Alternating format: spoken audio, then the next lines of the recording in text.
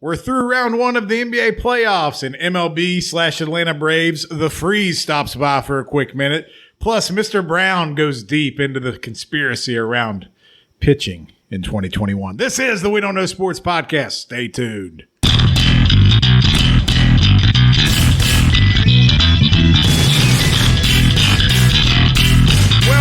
Welcome back once again to the We Don't Know Sports Podcast. This is Chad the Mark with my boys, Mr. Brown. And Canadian Biggie. And we are back, and we got the garage door open in the man cave. It's been raining the past 3 days, it seems like. But you know what? We had some fun already this evening. We got to talk to a guy who is a legend with Atlanta baseball, the Freeze. If you don't know what the Freeze is, simply just YouTube it, and you're going to have a good laugh, especially when the fat guy falls down, right?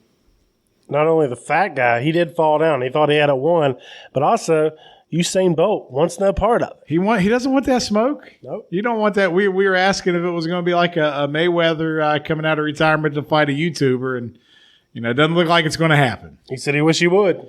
That's okay though. But you know what? We got some other baseball stuff we're going to get to. The teaser here is Mr. Brown has uncovered a conspiracy. Is that fair to say? Would you call it a conspiracy? You call whatever you want, but the stats back it up. All right, so you may believe him, you may not believe him, but he's got a pretty compelling case to make about what's going on with pitching in baseball. So we're definitely going to get to that.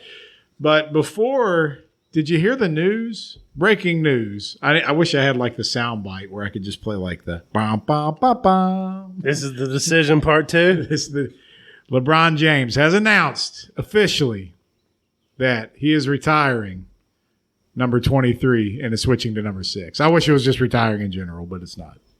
There is a line that goes with that, and that is he's not retiring it until after Space Jam 2 comes out. You got to get that merch.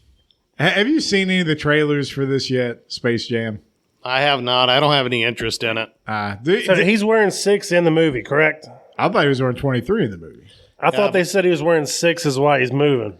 I believe it's 23 in the movie. He's going to be like, just go digitally go back and fix it for me. Yeah. The kids nowadays associate with Looney Tunes at all? None that I know. I mean, I don't even know if my kids do. I mean, the one like Pepe Le Pew, he's been... No, you can't talk about Pepe Le Pew. Exactly. So, no, they don't. He's been canceled. They don't associate. Yosemite Sam, they're all gone. No. So how's LeBron in this movie? It's going to be bad. I did see that just like in the NBA, he gets to pick which tunes are on his squad. I just think it's funny that the guy, as woke as he is in a movie with all these outlawed cartoon characters. Wait a minute, though. So AD, he's in the movie. Those two. AD's in the movie. Gotcha. He's like the villain. What? He's like electric or something. I don't know. Captain Brow. That might be his name. So it's him, Damian Lillard, Klay Thompson, and who else? Kendrick Perkins? I don't know. Probably. Kendrick wants to be in there. I can tell you who it's not. It's Andre Drummond. No. He's pissed at the Lakers. If your wife ever looks at you the way that LeBron looks at Andre Drummond, it's time to go ahead and get a lawyer. That's right. Lakers treated Andre Drummond the way he treated Sam from iCarly. Yeah. It was over in 4 days. I don't get that reference, but I'm sure some of our listeners will. That's fine. All right, enough trashing LeBron and Space Jam. We're probably not going to watch it. It's not going to be Uncle Drew anyway. At least that was somewhat entertaining. But I loved Uncle Drew. Right. So let's talk about the actual playoffs that the Lakers are not in and LeBron's not in. So the ESPN and the networks, they got to be scrambling now because how are you going to build ratings? And, obviously you got a mega matchup in the East with the Bucks and the Nets, right? Like that should be pulling people in. But it doesn't look like it's going to do the job, is it? Even with Harden out, the Bucks aren't competitive. There've been 2 blowouts. Is Blake Griffin this much of a problem for Giannis? He saved not dunking for 3 years just for this series. I've been preparing for 3 years just for this. It's bad. Not only that, I feel like we've wrote off Kevin Durant. I mean, he's probably one of the top 3 purest scorers of all time, given the height and the skill set with his shooting. He's healthy.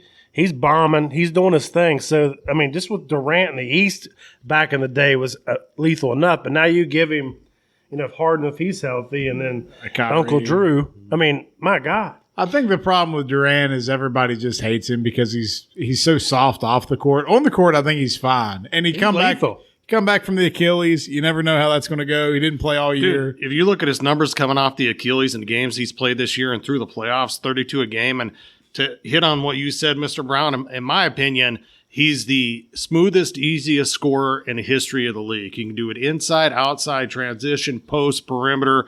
Shoots a good percentage. I mean, best pure scorer. He don't even have to work for it. The news about him going out with the porn star and bringing a backup date ain't even enough to derail him right now. No. I mean, you should have. I'm buying that stock. Lena Rhodes isn't buying Which that one, stock. Lana Rhodes or the backup girlfriend or just KD in general? Just KD. Okay. Yeah. I mean, you know what? I know it comes with some baggage, but Lana looks all right, man. Come on, KD. You don't need a backup. As long as he doesn't go the Jimmy G route from here with his play. That's right. Jimmy G went in the MILF category, though. Let's just be honest. So they're down 2-0. Harden's out this series. They haven't said it yet. You can tell he's going to be out for a little bit. Do the Bucks make any push at all in this series?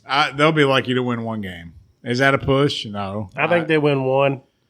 And then we have the Hawks and the Sixers. This is Trae Young's coming out party. So we were talking about this a little bit, so let's just elaborate so the listeners can hear. So we were likening Trae Young to who? Reggie Miller. And why is that? Because he is embracing the role of the villain, starting in the garden, bowing to Spike Lee in the crowd in the garden, bringing it up to Philadelphia, giving the shush to the crowd. They don't like him. They're booing him. He likes the boos more than the cheers. I love it. Have the Hawks been relevant at all since Dominique Wilkins played there? No. I mean, they really haven't. I mean, you don't give me your crap about Joe Johnson or the Steve Smith, Dikembe Mutombo Hawks. Like, this is the first time they've really mattered, and I'm so glad they're in the second round. And Trae Young is the guy that looks like he should not be doing what he's doing, but damn it, he is. I like the Hawks. They have a really nice young team. The best move they made all year was when Nate McMillan became head coach halfway through the year. They've been a completely different team since then. And, he does not have a good track record as coach. Of course, he hasn't been in great situations either. True. A lot of it has to go with the players you have and the situation you're in. You can be a great coach if you don't have good players. If they don't buy into what you're selling, you're not going to be good. So the question is, do the Hawks have a chance to beat the Sixers? I think this series will go 6 or 7, personally. I can't tell you they'll win, but, we go way back to Trae Young in the Big 12. We do. We've seen him since he was a young pup. He was a great shooter, but, and that's what the NBA is now. I would have never imagined he would have become what he is now. And seeing online, that is complete truth that him and the Luka trade is probably the most even trade in the history of the NBA. And worked out for everybody. Going back to the Oklahoma thing, we saw Buddy Hield at Oklahoma, and he became a guy that's going to have a long career in the NBA, not a superstar. He averages 18 to 20 a game. And Trae Young's the better version of that, and you're seeing it. I mean, he's kind of in the mold of a Steph Curry, maybe not as much of a ball. He's not bad, though. He's kind of like Steph Curry light right now, right? Yeah, Steph Curry light. He can make every pass. He struggles a little bit with his height at times if you trap him, but that's the one knock on him. They were interviewing him. They asked him, how does it feel to be in the limelight, playing in the Garden in the playoffs? And he's like, when I was at Oklahoma, every game was on ESPN. That's true, man. I've been here before. We love the Big 12 basketball schedule. So speaking of the Sixers, of the 8 teams left, they are the most recent NBA champion of the Final 8, and they won it in 1983. I was going to say it's been a while. So you got 1983 for the Sixers, 1971 for the Bucks, 1958 for the Hawks when they were in St. Louis, and then the other 5 teams have never won it. Man, I mean, not everybody's St. Louis Hawk fans like we were. Say this about this series. The Sixers should win it, but they have my boy Doc Rivers as coach. And what does Doc Rivers do with a good team? He's the best at making what should be great only good. So give me the Hawks in 6. Man, I you know what? I can't argue that. I can't argue that at all. I hope you're right. I don't even think it's a matter of hoping he's right. I think that's prophetic. It's going to happen. I just think it'll go 7, but I don't know who wins. So we're talking Trae Young, Big 12 basketball. If we go over to the other side, JC, who doesn't see the floor with the Suns. What do you think? Nuggets with league MVP, the Joker. So, let's talk about the Suns for a minute. So they had a great year. They got the second seed for a reason. But go back to the playoff last year, and I know they were in the bubble. They didn't make the playoffs, but they went undefeated in the bubble. So I kind of had an inkling back to last year. I was like, man, this might be a team on the rise, and here they are. And the fact that they already beat the Lakers, regardless of the injury of AD and all that stuff, like that's got to build your confidence. I don't think it's a situation where you're like, well, we've already peaked, and you're going to crash back down.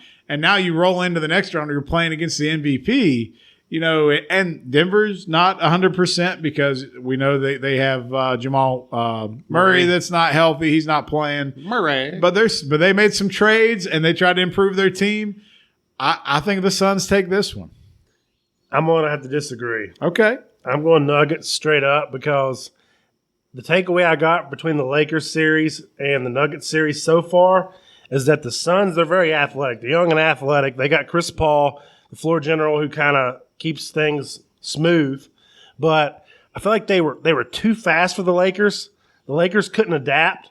But I feel like the Nuggets with Joker, and he's handling the ball up on the perimeter and distributing and kind of making the flow of the game through the center spot.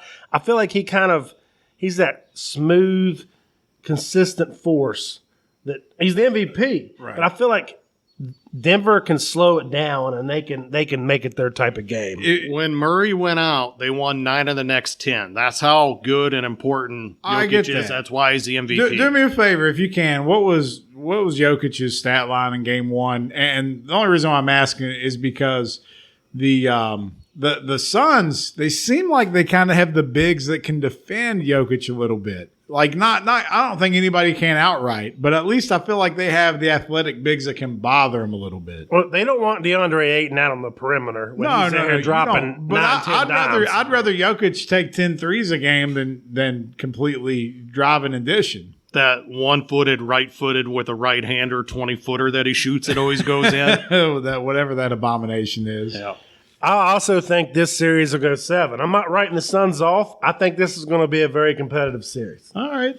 So we got two good teams. It feels like a great matchup. Absolutely. All right. Fair enough. I'll say this before we move on. Look at what the OKC did last year with Chris Paul. Undermanned, made it to the playoffs.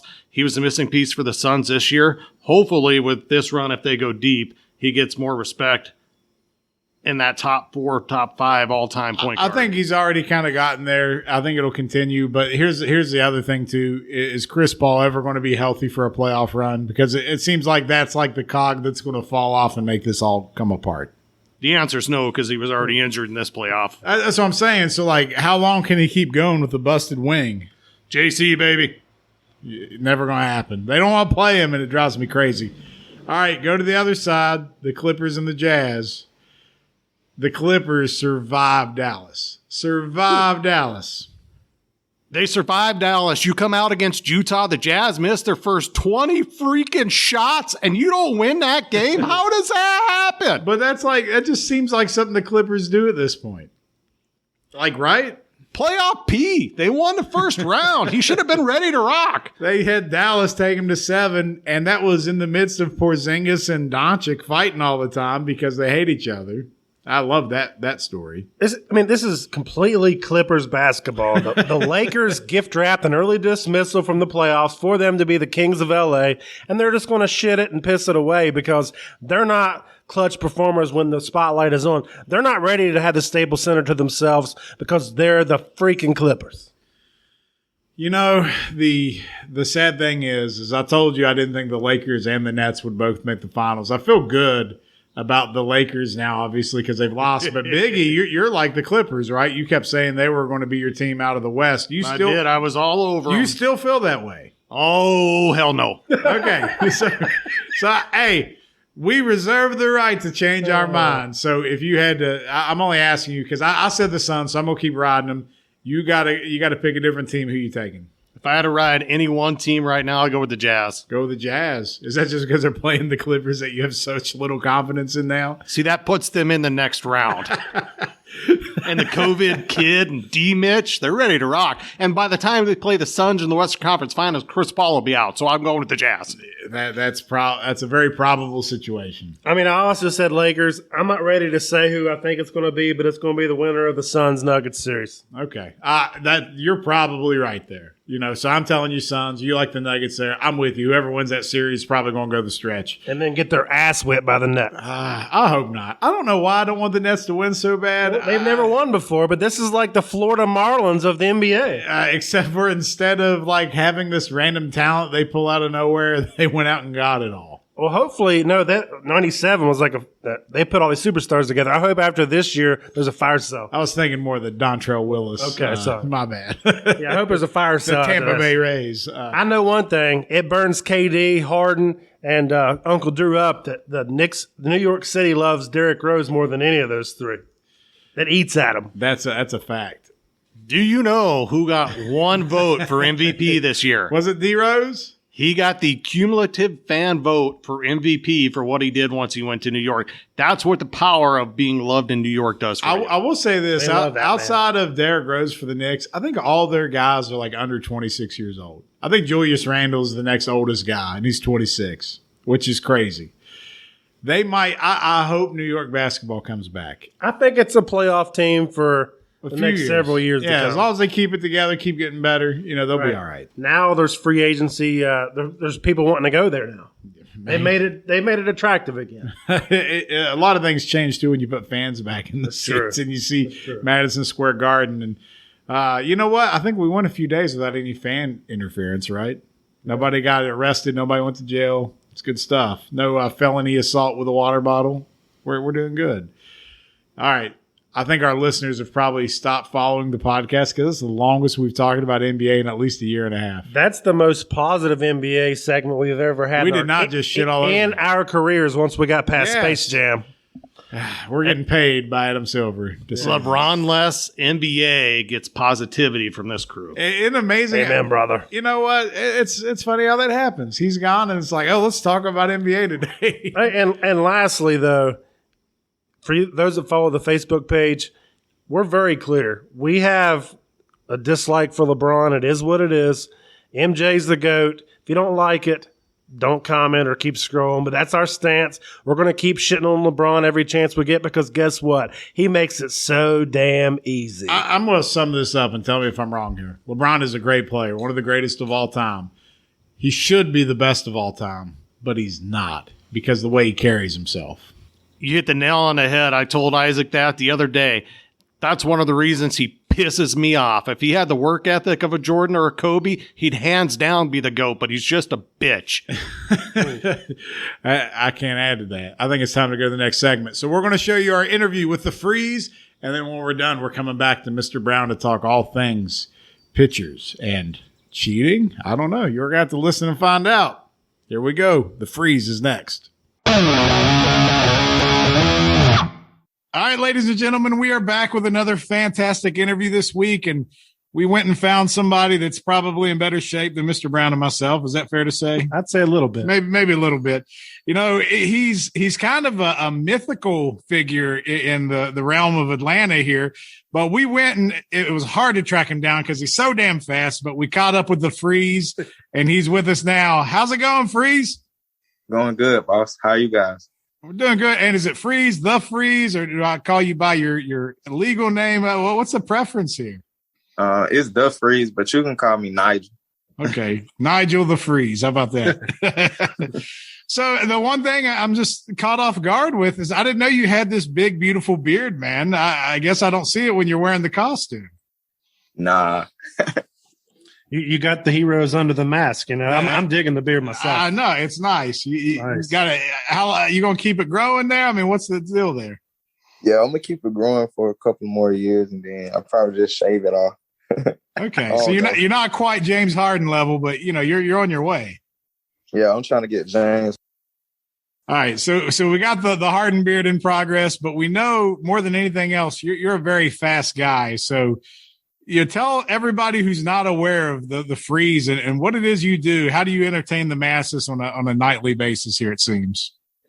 I give a fan a head start, and someone in the corner tell me when to go. So I don't go. Everybody think I go on my own, but I don't. I wish I did. I'll never lose. But they tell me when to go. It's all fun and games. Like, I love doing it. Love entertaining the fans, the visitors.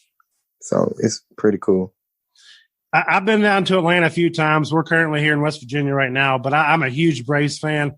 Don't let the Expos hat surprise you. I just like baseball history. But I've been down to the last 3 opening days before COVID hit, so I love it down there.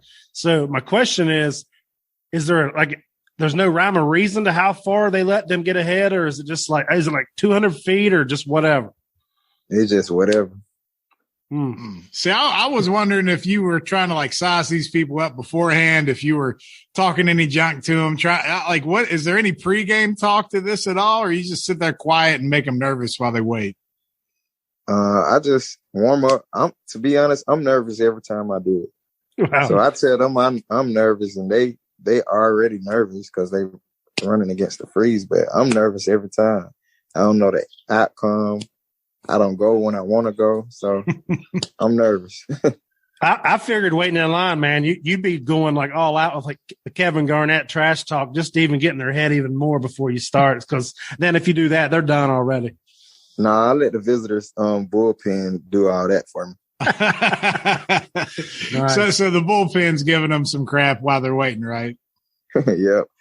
All right, so one of the more popular ones I saw was there was a guy who looked like he had you dead to rights, and he was maybe celebrating a little early and fell flat on his face. Is that a one-time occurrence, or have you had that happen a couple times? That happened a couple of times. So you got to hurdle them when they're down, right? Yeah, I'll try to hurt him. I remember, he was celebrating, and he was thinking he had it, and he looked back and saw you flying up on him, and he tripped over his own feet, and it was all she wrote after that. All she wrote. How far is it from where you start to where it finished? What's the distance on this? I think it's 575 feet, almost 200 meters. Yeah, man. So do you keep track of the record? Do we know where you stand? I mean, obviously it's not a fair race because you're always given a head start, but overall, how you feel like that record holds up?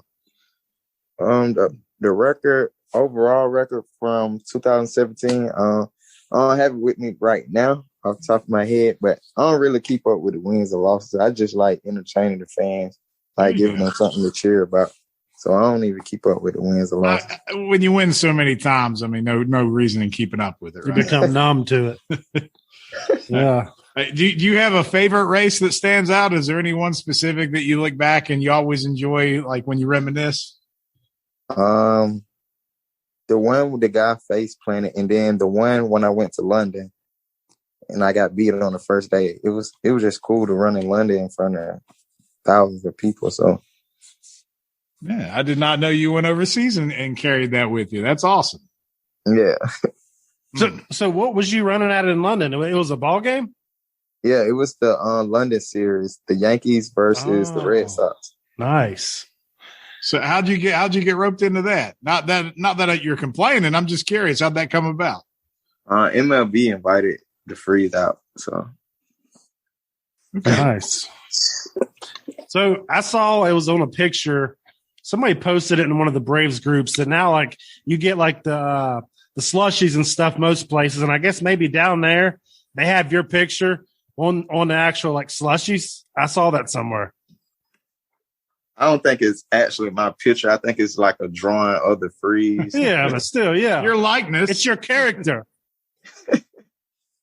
So that's celebrity status if you've ever seen it. He took over the status from that little slushy dog. Yeah. And now we don't need the slush puppy anymore. Exactly. We go to the Freeze. Amen.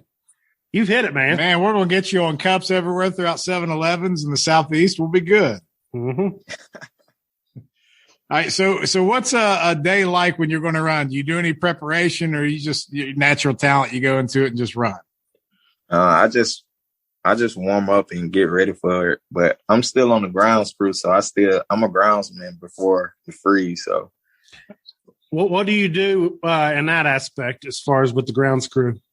So, before the game, we just preparing the game, getting the game ready, or we taking down BP or putting up for BP, and then once the game start, we drag at the end of the third and end of the sixth. So. I always try to make sure I go, even if I'm doing a Freeze that night. I try to make sure I do my grounds crew duties. Okay. All right. So with no head start, you, Acuna, and Albies, who wins? Me. Okay, I believe that. That's a humble brag. Nothing wrong with that. Have you all talked about that at all? We we joke about it. See, they're gonna joke, but they ain't gonna get out there. I mean, do any of them think they got a chance, or do you let them think they do? How's that go? Let them think they have a chance. So, like, as far as like the player access, I mean, is it pretty much just like that they treat you like one of the boys, or I mean, is it like that close of an interaction with the players? I speak to them like Ozzy, speak to the players, but like they got a job to do, so I'm not trying to be, oh, I'm the Freeze, y'all should speak, and I'm not that type of person. I got you.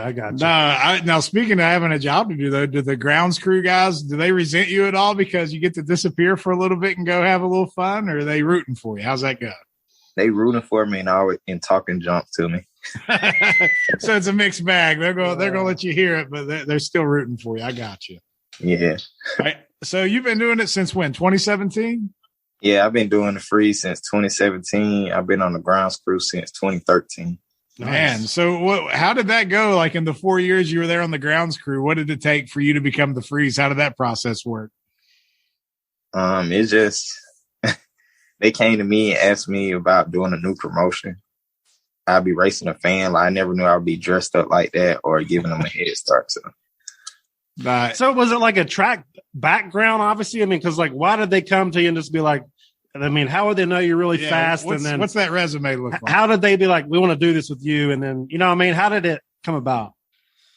I guess they knew I ran track because in 2013, before the season started in April, and I was at U.S. Indoor Nationals for the 60-meter dash in 2013, and everybody was home on the grounds crew getting their uniform and stuff for the season, and I was in New Mexico in February. So I think it was February, March, one of those months.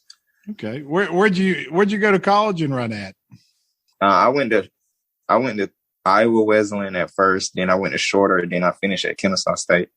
Okay. Yeah, I don't know if that means those are good running schools or not. I don't know how their track programs are, but if you're good, it doesn't matter, right? That's they got a good program. Nice. Now, my stepbrother was in the Olympic qualifiers a few years ago for Virginia Tech, but he was doing the 200 meter. 200. What's your brother name? Drew Piazza. Yes, I heard of that name. Okay, good deal. See, small world, man. We're making connections all over the place. So I read a headline. I don't know how new it is or what, but something about Usain Bolt talking about you. Have you saw that article? Because I think it was in the USA Today. Yeah, it was. He had tweeted about it. It was some years ago. Okay. What did he say? Did he be like, he was like, want to set up a race, or he didn't want nothing to do with you? It was somebody had tweeted and said that's Usain Bolt. If he don't say anything, that's really him. Yeah. Bolt was like, Freeze too fast for me or something like that. Okay, so we're not getting like a Mayweather Paul fight out of this or anything, right? It's not going to be him coming down to just give you a rub, huh? It would be nice, though. He could come out of retirement just for that one race. Like Floyd came out of retirement for that one exhibition fight. So would you want him to give you a head start? Yeah, I'll take the head start. That's okay. I would need to be probably right center or left center by the time he would want to start. I don't know. Right center. You need to be at the finish line. Yeah, just put me on the other foul line. I'll be good. All right. So is there anything that you got going on these days you'd like to get out there for the audience listening? What are you just full time with the grounds crew? Is there anything else you're doing on the side? So I work part-time grounds crew and then the Freeze. I work full-time at Amazon. Part-time, I train athletes on the side for speed and agility or like personal training. My program with my company name, Finish the Mission Training. So I train people on the side. I was training for the Olympic trials, but I wasn't top 32, so I won't be going this season. Maybe in 4 years, I'll be 34, but maybe in 4 years I be going. But right now I'm just going to train others apply for some coaching jobs, and just see where life takes me. Where can they look you up if they was wanting to be interested in the training program? Where can they find that at? They can email me at nigeltalton11@gmail.com, or they can follow me on Instagram, No Stress Talton. And my Twitter is No Stress Talton as well, so they can look me up by there. Man, I appreciate you just giving us a little bit of time today. You sound like a pretty busy guy, so we definitely appreciate that. How many more years do you have in it for the Freeze, though? For the Freeze, I don't know. We shall see. My main goal is my couple of goals for the Freeze and for myself on the grounds crew. I want to work. I already worked the playoff series. I want to work a World Series. I want to run the Freeze at a World Series. So that's one of my goals. I already been to an All-Star game in Miami as the Freeze. So I just want to work All-Star game and work a World Series. I want to see you in the World Series myself. Please, Atlanta Braves, we got to get this together. We got to start hitting the ball. We got to pitch. We got to get him to the World Series because, damn it, if we get to the series, I'll be down there to watch it. I think they're going to get it together, man. It's still early in the season. They'll be all right. It's only June. You got time. Tonight, they got their first chance to get over 500. Every time they fight back, they fight and they claw to get back to 500, and then they go on a little losing spree. I know how that feels. And then, they get there, and then we got to dig back out. So I'm hoping tonight we're over 500, and then we just continue to look back, and we catch these Mets, and the rest is history. Yep. All right. Well, brother, man, we appreciate you giving us obviously time out of your busy schedule. We look forward to seeing you completely humiliate more fans as time goes on. And the funnest thing is when you let them think they got a chance, that's great. But, you know what? Hopefully for Mr. Brown and your sake, it doesn't mean that you're the Freeze for the next 15 years waiting on a World Series. Hopefully it's sooner rather than later. We wish you the best as far as that goes. But, man, again, thanks for coming on the show.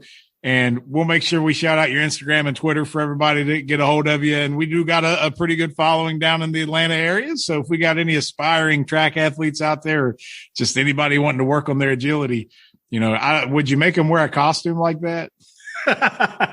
No, maybe on the first day. There you go. I like the rookie hazing. Hey, look, if I can do it, you can do it. All right, brother. We appreciate you, man. Enjoy the rest of your evening. No problem. Thank you. All right, buddy.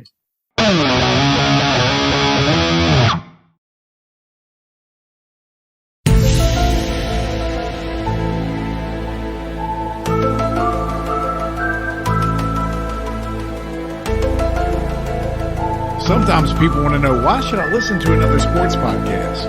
Well, the truth is out there. We're going to pull back the curtain, and Mr. Brown is going to enlighten all the listeners on some of the things that are happening in Major League Baseball, because we've been on the show before and we've bitched about why people can't bunt the ball down the third base line and how the shift is taken over and all these different things that, you can just fix, right? But there's some things that are unexplained. And we're going to get into the world of the unexplained. And the truth is out there. Is it not, Mr. Brown? It is. You just got to go look for it. You got to dig deep. So we got Mulder and Scully on the case here. We got Biggie and Mr. Brown, but Mr. Brown did a lot of the legwork here. And we're going to talk about something that has changed baseball, maybe more than the steroid era. I don't know. We're going to get into it. So if you're interested, Mr. Brown, why don't you just start off and tell us where the rabbit hole led to? How'd you get started on this? Well, I'll tell you where the rabbit hole was started. It was representing old Cowboy Joe West. Just broke the all-time games umpire record. He did. I was watching the Cardinals, and I don't remember who they were playing. Gallegos, the reliever, Giovanni Gallegos. He comes out in relief. Cowboy Joe West sees the substance on his hat. Joe West comes straight out to the mound and says, "I'm taking your hat." And So he was pissed. we'll say it's an alien substance. Exactly. He was pissed, and he's like, "I'm taking your hat, get a new hat. Let him stay in the game and pitch, but with a new hat." So Mike Schilt came out, and he got ejected because he lost his mind. So this opened the can of worms. So right after that happened, we got a hat confiscated for a substance showing. Right after that, Twins third baseman Josh Donaldson said, "Listen, that's nothing new. I've got a whole catalog of pitchers that cheat. You want me to expose it? Because I know all of them. So we know cheating is not new to baseball. Every team tries to get an edge. We've had guys like Jack McDowell come on the show and talk about how different, teams back in the 90s were using the click system or the different video system and things like that. We know about the Astros and the banging the trash cans, but this seems to be more of a widespread phenomenon that's amongst some teams. And, some teams have actually, employed a strategy into this where they're hiring people that are helping develop the way to do this. So elaborate a little bit more. What exactly is happening here? Well, I mean, before we get into that, so once that happened, the league made a statement. We're going to crack down. So if we think it's overkill and you're cheating, and we're going to suspend you for 10 games. They suspended a minor league player for the White Sox, Marcus Evie. He had too much pine tar, so he actually had a 10-game suspension. They've made it clear now if you're cheating, you're going to face time. So they're cutting down now, but I feel like we're too far gone. It's not going to happen overnight. Is there a particular substance that they're looking for, or is it an in general sticky material? The most common substance that everybody's using across Major League Baseball is called Spider Tech. And Biggie was telling me earlier it was manufactured in North Carolina. Yep. Not North Korea. That's good. Okay. So that's the common substance that pitchers want to put on the ball.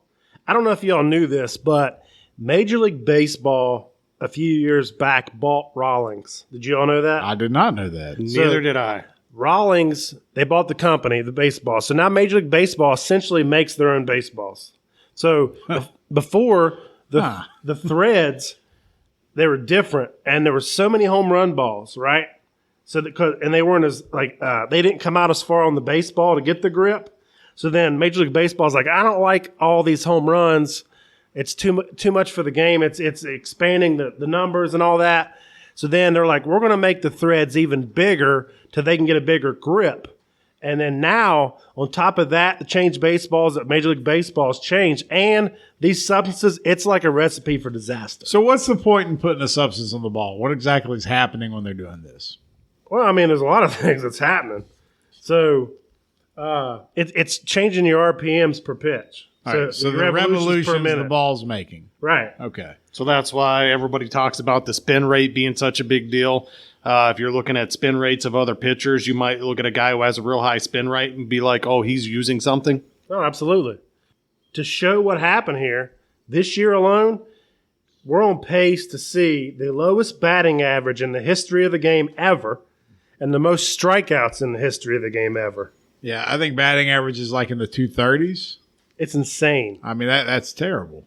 But back to, we was talking about Spider Tech. So it's gone this bad, and you kind of touched on it, Chad, the fact that there are teams now, at least a dozen teams, are out there hiring chemists. Allegedly. To make their substance for their pitchers. And they're also using that and what their substance is as a sales pitch for pending free agents to come join their staff. Come to me and I will help your ERA. I mean, that's it's one thing if you're doing it as an individual to gain an edge, like with steroids. When as an organization you're employing it, then you have a big issue. How do we get into that black market? Can we not develop a substance? I bet we could come up with something sticky. So this year alone, we've already seen 6 no-hitters, right? And it's June. It's June. It's June 9th. And I'm going to get into more stats here, but 5 out of the 6 pitchers that threw no-hitters so far this year has an increase on their RPMs year over year. Okay. So they're not the same pitcher they were last year. So they've done something to alter their game. Something's changed. So it's not. We're not saying these guys are on the juice. It's not Roger Clemens.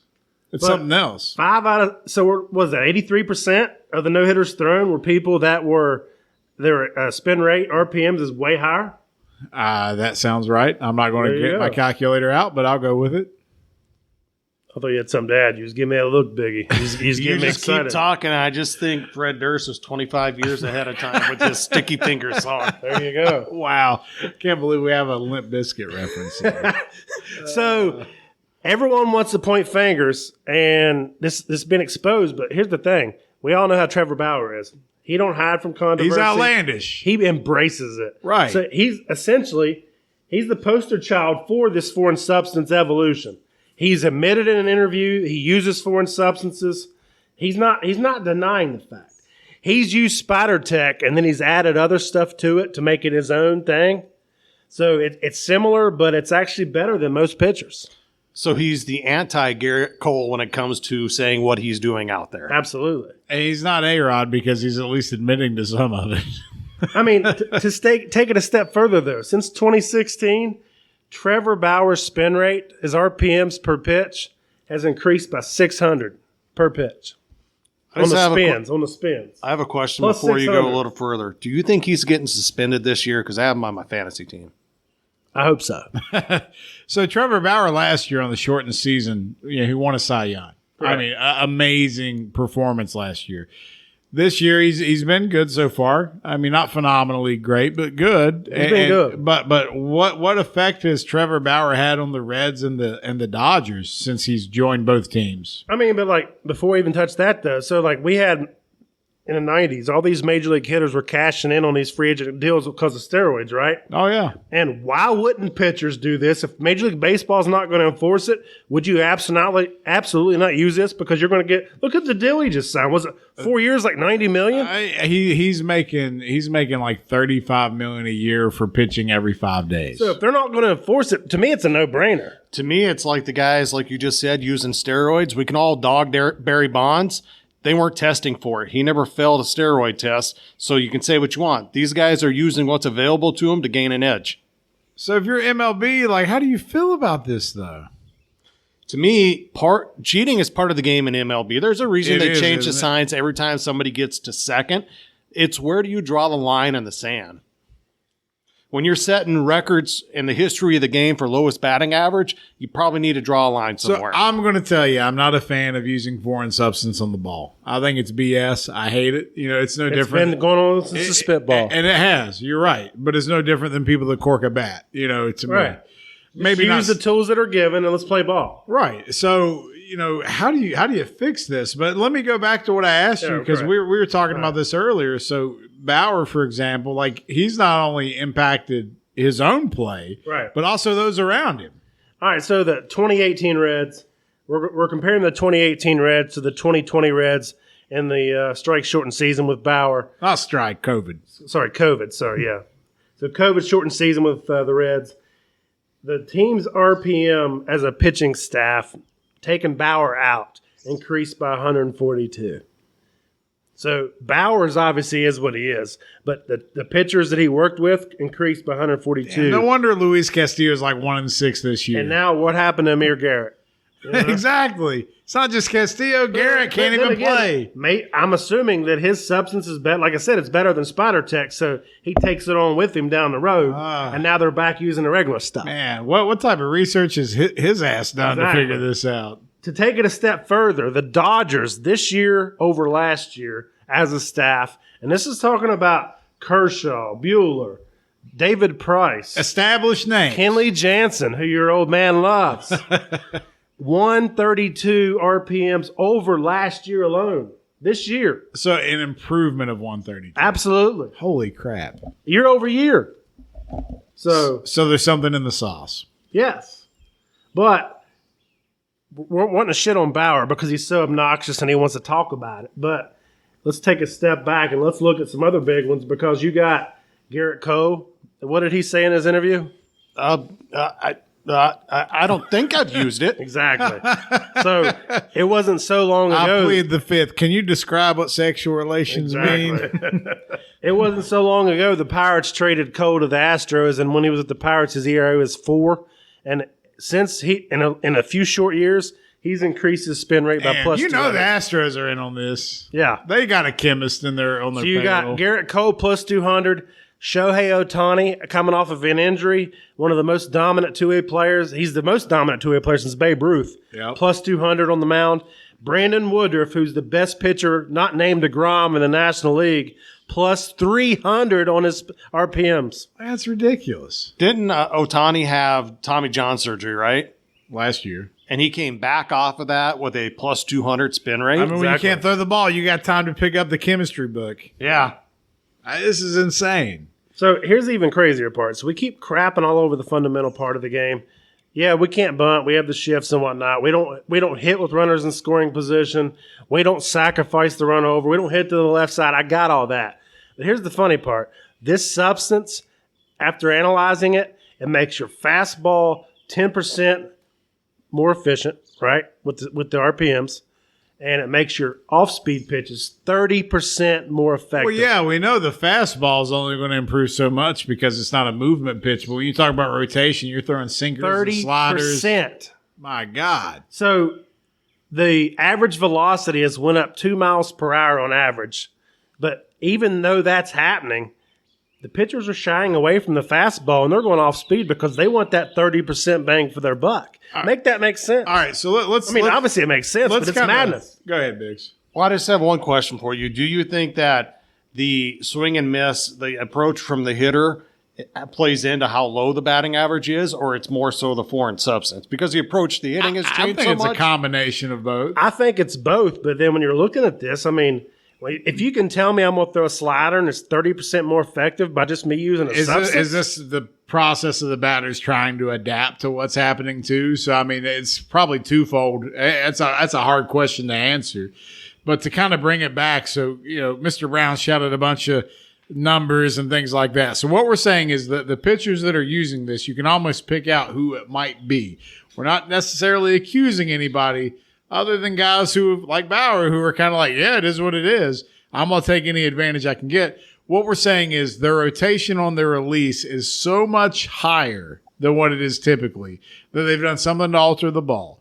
So we're talking about revolutions per minute. That ball is getting so much more spin, so you're getting more movement, you're getting more drop and drag and things like that than you ever have before. And we know evolution takes place. Pitchers are pitching faster now than they ever have. So when you throw all that together, no wonder the batting average sucks so bad. Is that pretty much summarizing where we're at? That's where we're at. So is this good or bad for baseball? It's terrible. Because we know how, especially your old baseball fans, they always feel this way. When you tarnish the game, it's ingenuous, it's terrible, it's bad, it's lack of integrity. And I agree with all those things too. So call me an old baseball fan. But how many examples do we have where people were convicted of anything? You got Gallegos for the Cardinals, but all they did was take his hat. Like, when's this going to actually come to a head? Well, it's horrible for the game because in an era of sports where every sport is making its rules more, making the rules easier for the offense to score, baseball's kind of going the opposite direction. They are. And I'm not saying that we need to have a lot of runs for baseball to be enjoyable. I just want it to be what it is. You can't have 6 no-hitters in the first 8 weeks. It's a little odd, just saying. And here's the funniest part for me. So throughout history, hitters have never had a problem with pitchers using pine tar or using something to get a little bit better grip, because if they have a better grip, in theory, the pitcher can put the ball more where they want it to be. And you would think as a hitter, the pitcher's going to be less wild unless they're throwing at you, right?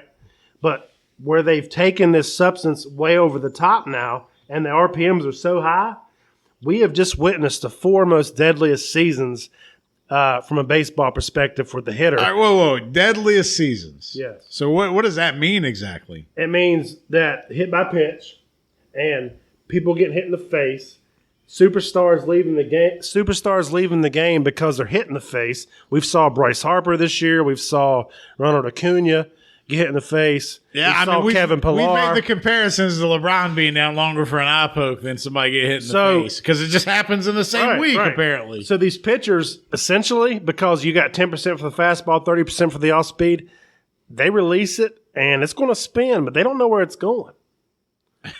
So the hitters now, it's like I said, it's been 4 years in a row. We've saw the 4 worst years in a row. This isn't just like 4 in the last decade. It's progressive. 4 in a row.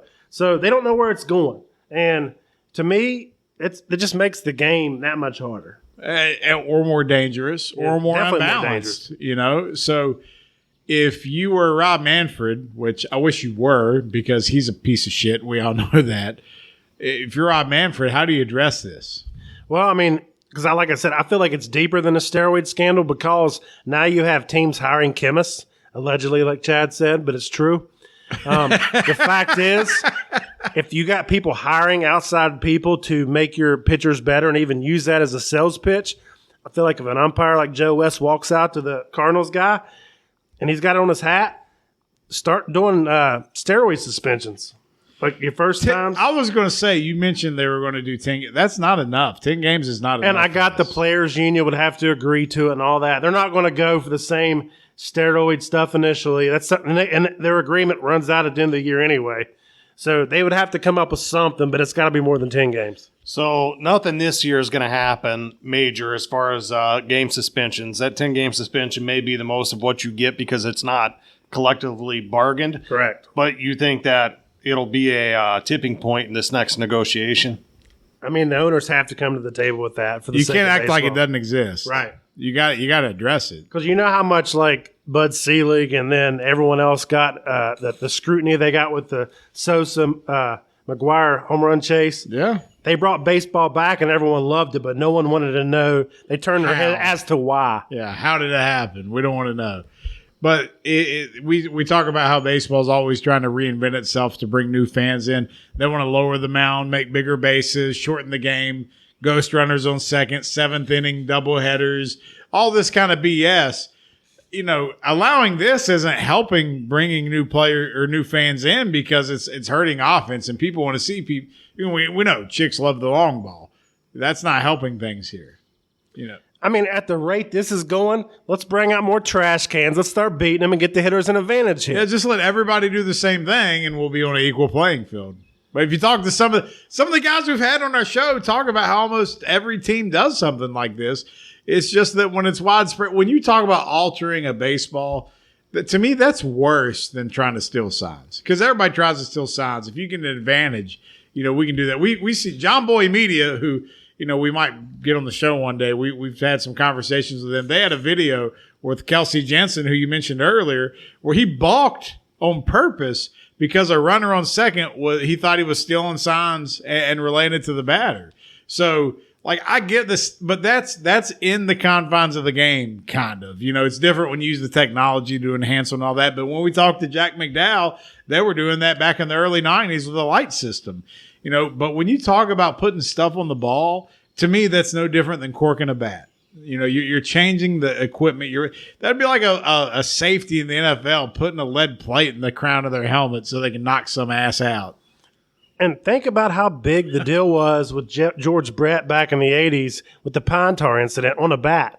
And that's just pine tar on the bat. Just because it was up too high. It's one of the most iconic moments in baseball history, the way they called the home run back, called him out, and he comes charging out of the dugout. Dude, I have nightmares about that. So, like, this isn't any different. And to me, this is actually worse. It's way definitely worse. Way worse. And it's worse than steroids too, right? Because this is something anybody can do. You're not necessarily taking a risk health-wise, health-averse, where you're trying to put something in your body. Instead, you're just altering a baseball. I mean, could you imagine if you have a big clob of your Vagisil / pine tar mixture that Bowers uses, whatever the hell it's made out of?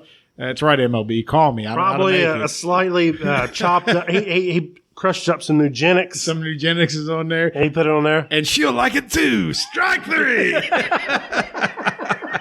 I mean, this is out of control. So, yes, this might sound like a conspiracy theory, but on June 9th, 2021, We Don't Know Sports is coming to you telling you that this is a widespread problem that you may not know about. Join the truthers. You won't be disappointed. Right. Follow us. We believe in flat earth too, right? Or maybe not. Follow us. Follow us to freedom. Charlie Steiner says that. Y2K is happening, baby. It's all right. So if you want to know more about the scandal in pitching in baseball, just reach out to us. Follow us on social media. You can find us anywhere on Twitter, on Instagram, on Facebook. Facebook's where bread is buttered more than anything else. And if you're listening to the show, don't forget to follow us. Whether you listen on Spotify, on Apple, Google Play, whatever it may be, we're available wherever you can listen to podcasts. We're about ready to wrap up. And if you've been listening to the show, usually what's happening is we've been addicted to this arcade game that Mr. Brown got in the man cave. So, Mr. Brown, you and I were kind of throwing down earlier. How many more teams do we got left to beat in NBA Jam? I believe 5. 5 left. Who we stuck at? The Jazz? The Jazz got us to the buzzer. Yeah, we strategized picking the Sonics with Kemp and Peyton because we thought the mailman and Stockton. Well, then they come out with Hornacek and Stockton. We're like, what the hell's going on here? Yeah, then Malone comes out in the second half with no injuries after we destroyed us. And Stockton just steals everything. Yes. Stockton might be the best underrated player on that game. Exactly. Him and Scott Skiles. That's right. Scott Skiles, number 26 assists or whatever it was. 30. My God. One game. I assure you, when Isaac uses Scott Skiles, no 30 assists. It's not 30 assists. Sorry, Isaac. 33-point attempts. Well, we're going to wrap up. We're going to play a little NBA Jam, see if we can go ahead and get over the threshold to unlock the expanded rosters because it's been a problem for us. In fact, last week we had trouble finishing the show because NBA Jam and trivia just kind of took over.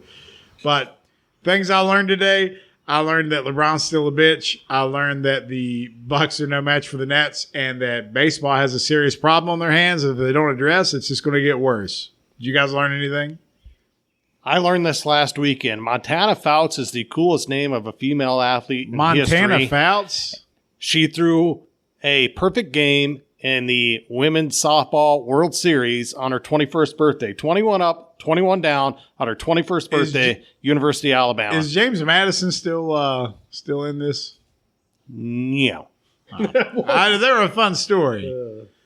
I will say there is some random players for Alabama softball somehow I've fallen in love with on Instagram, and I can't stop following them. Yeah, I have the same issue. I knew who she was. They make it so easy. They make me feel like a dirty old man. Mr. Brown, did you learn anything today? Just that you are indeed a dirty old man. Thank you so much for that. That helps my self-confidence even more. Ladies and gentlemen, this has been the We Don't Know Sports podcast. Again, make sure you follow us on social media. Subscribe to the podcast wherever you can find it. Tune in next week. We got a special guest that's coming on that covers all things football. So we're going to mix it up. It's summertime. He's a huge college football guy. We'll mix in some basketball. But a little bit of everything. But, man, this guy's fun, and he's got a big following on YouTube, big following on social media. We're not going to tell you who it is yet. You're just going to wait and see. I did invite him to come to the Man Cave, but he lives in South Carolina. I thought he might have been local. My bad. Hey, fun tidbit, though. I talked to him today, sent him a friend request. His uncle, who used to work at UPS, provided me with this pool table. It's a small world after all. Ladies and gentlemen, this has been the We Don't Know Sports podcast. Have a wonderful, wonderful weekend. We will see you next week. Then we're taking a week off. We'll be back after that. Have a good one, everybody.